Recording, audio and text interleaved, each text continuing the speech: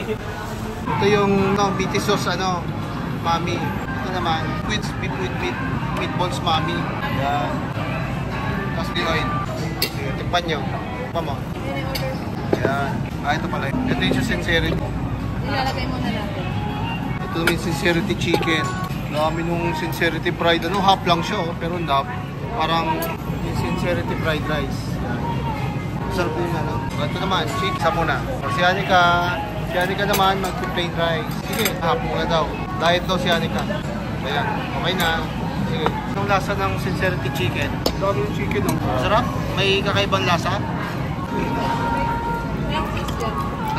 Ito, sausaw natin. Parang saburi chicken. Parang may konti siyang anis.